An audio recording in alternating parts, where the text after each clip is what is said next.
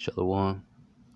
First and foremost, I want to begin this lesson by giving all praise, honor, and glory to the Heavenly Father and His Son, Yahweh, Ba'ashem, Yahushai, Ba'ashem, Rakakadash. That's like to get double honors to our teachers, that apostle, the elders, great millstone, that taught us 100% truth according to the Bible, rule well. That's like to get double shalom to the elders, slash bishops, and the man's on down. Peace and safety to the for elect. Much love to the occupants across the four winds, pushing His blessed words, sincerity, and truth. And we're just going to hop straight into it. More riots, more uproars of the people. And, the Bible talks about this, happening, in the last days. And you're going to see more of this. This is 2 Ezra chapter 9 and 1. And he reads, he answered me then and said, measure thou the time diligently in itself. When thou seest part of the signs past, which I have told thee before. And that's what we all should be doing right about now.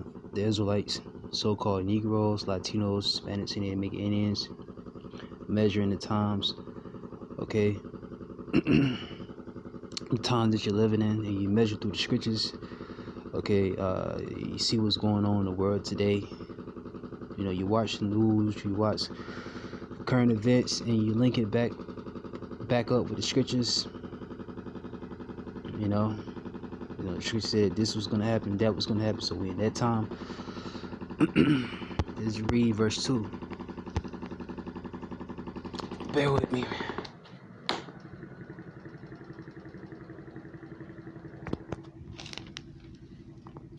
Verse 2, 2 Ezra 9 and 2 says, then shalt thou understand that it's the very same time where the heights will begin to visit the world which He made. And we are living in a time where the Lord is about to return, okay, to bring total destruction to this place, okay, to the wicked, and deliverance to the elect. But prior to that, there's going to be signs. You can see signs prior to that, like uproars of the people. And uproars of the people are a major sign that the Lord will show us that He's on His way, that He's visiting the world. This is a sign also letting us know that we're at the end of this age, okay? And you read verse 3, it says, therefore when there should be seen earthquakes and uproars of the people in the world, and we see these things, okay? You got earthquakes happening every day, okay? And there's earthquakes that's not even being reported on the news. Okay, they're not, coming out and publicly telling you these things because they don't want to scare the people, but this is happening right before your very eyes. And earthquakes, that's how the Lord is visiting the world. I'll tell you that in Isaiah 29:6, it goes into it. It says, and uproars of the people in the world. And we seen uproars of the people. Okay, that's happening now down there in Paris. Okay, you got uproars of the people, man. People are tired. People are fed up. How society's being ran. And, all these things are spoken of in the scriptures, man. Okay?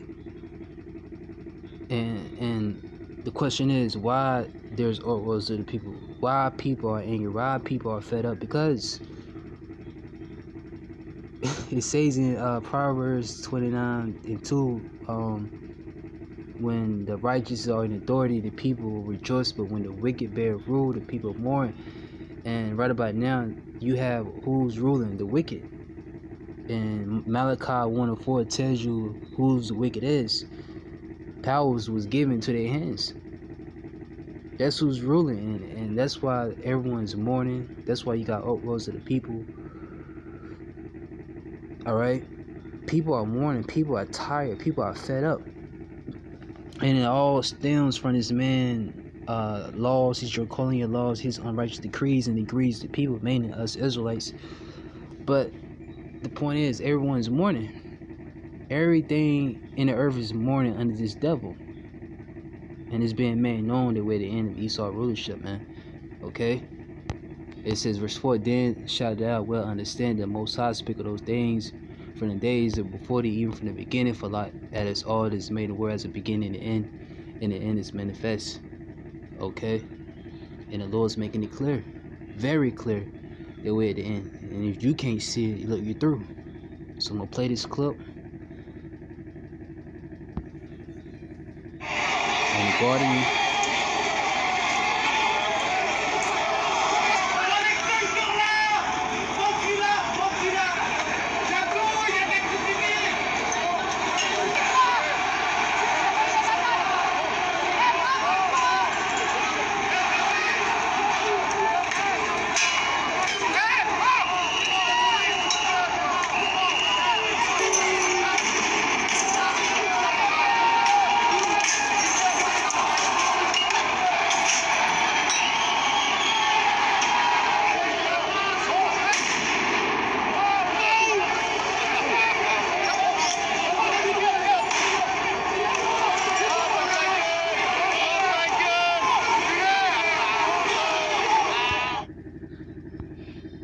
And that's down there in Paris. You know, it's a lot going on, man. Hey, you see the man. It's a lot going on. But yeah, like I said, you know, we at the end. Esau rulership.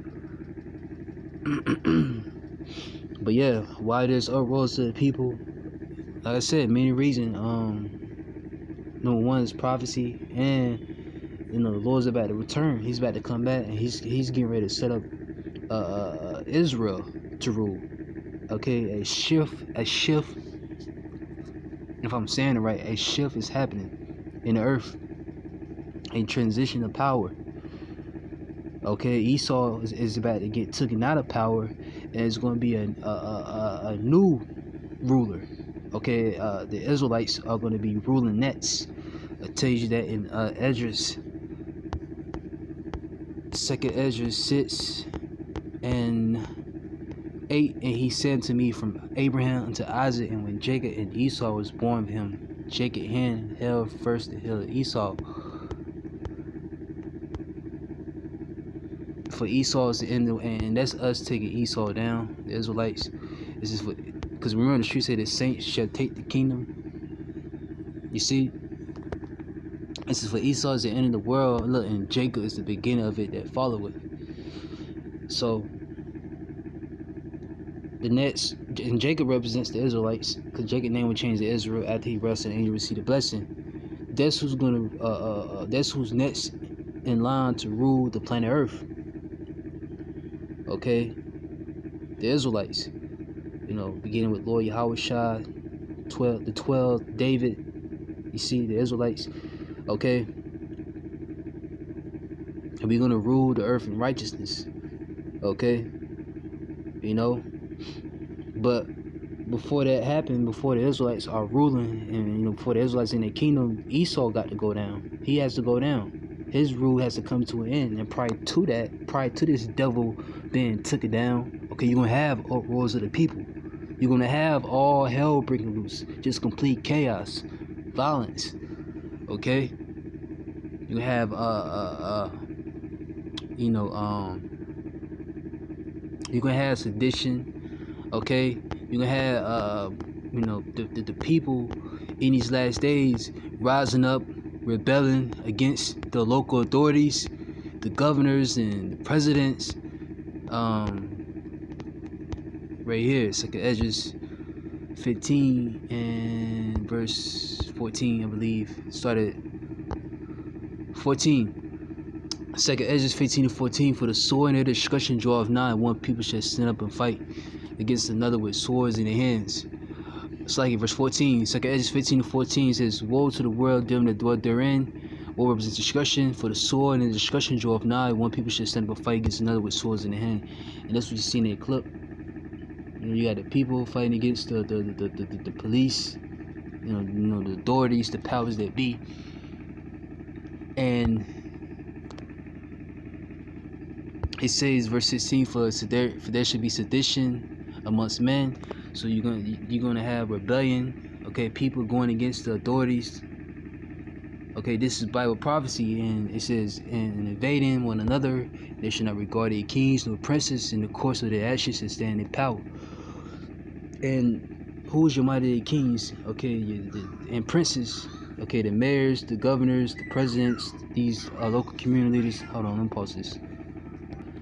So, okay, where was it? 2nd Ezra 15 and verse 16. "For there should be sedition amongst men, invading one another. They should not regard their kings nor princes. And your mighty kings and princes, like I said, are your your governors, your mayors, the president, your local your local community leaders." It says in the course of the action says stand in power, right? They're not gonna listen to what they have to say. They're not gonna regard what they have to say. They're not gonna listen to them.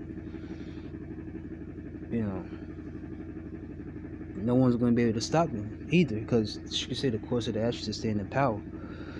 And why they're not gonna listen? Because the people are tired. People are tired of catching hell. Okay, they're tired, man. They fed up. So we live in times where people are going to begin to take matters in their own hands, man. So, this is all Bible prophecy. And why it's happening? Because, hey, like I said, it's prophecy, and look, the Lord's about to return. And knowing that these things are going on, right? Knowing these things are happening in the earth right about now, what should your mindset be? 2 Peter's the 3rd chapter, in all holy conversation and godliness, right? Let's get it. 2 Peter 3:10. It says, "But the day of the Lord would come as a thief in the night, in which the heavens shall pass away for great noise." Yeah, Edom rulers shall pass away from them ICBM missiles hitting this place. Okay, it says, "With a great noise, and the elements shall melt with fervent heat." The elements, the trees, the cars, the buildings, the people, is all the elements are gonna melt by way of the fervent heat that's gonna come from those ICBM missiles. Okay, it says, "In the earth also, and the works that are therein shall be burnt up." The works that's here is wickedness. Okay, it says, "Seeing then that all these things shall be dissolved, what manner of person are ye to be in?" Right? "In all holy conversation and godliness."